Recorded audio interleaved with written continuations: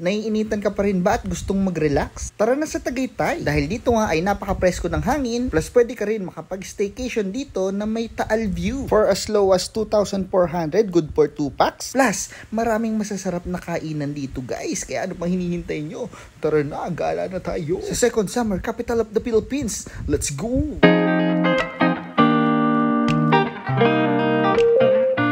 Isa sa mga puntahan talaga ng tao kapag mainit ay dito sa Tagaytay. At nandito nga kami ngayon sa SMDC. At ito ang kanilang mga amenities.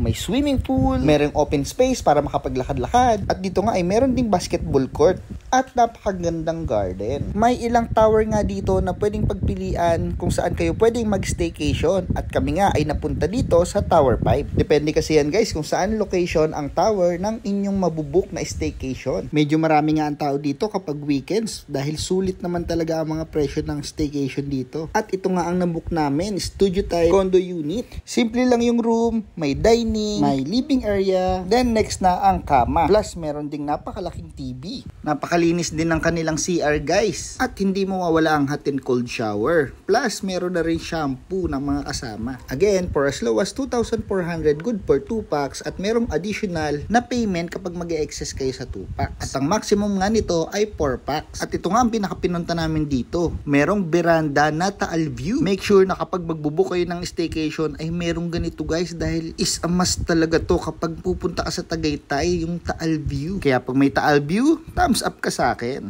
At syempre hindi natin palalagpasin ang pag-testing sa ating kama dahil ito ang isa sa mga dahilan kung bakit tayo marerelax sa araw na ito. Goods naman ang kama at napakalambot ng mga unan. At syempre pwede mo rin buksan ang mga kurtina para sa natural light at magandang tanawin. Sa sobrang daming ang kainan na kahilera dito guys ay pwede kayong maglakad-lakad para makahanap ng pwede nyong kainan. Pero kami syempre bago bumaba ay naghanap na kami online. At dahil nakikita nga namin sa balcony itong mga ilaw-ilaw nila dito ay hinanap talaga namin itong restaurant na ito. At dito nga ito sa Cabecera. At isa nga sa mga order namin ay itong napakasarap na bulalo. Meron nga itong apoy sa ilalim kaya hindi basta-basta lalamig. Umorder nga rin kami ng kangkong chips, sisig, squid, and syempre bulalo. Plus syempre di mawawala pang pagka-Pinoy natin, rice. Sobrang ganda nga ng place at tsak na babalik-balikan. Plus meron pa silang alfresco guys. After nga mabusog ay balik na kami sa aming room para magpahinga. Nakaka-relax diba? Deserve mo rin to. At deserve nga rin natin lahat na magpahinga. Kaya naman soon ay plano ko rin magpa-free staycation sa aking mga followers and subscribers. Abang-abang lang guys pag tayo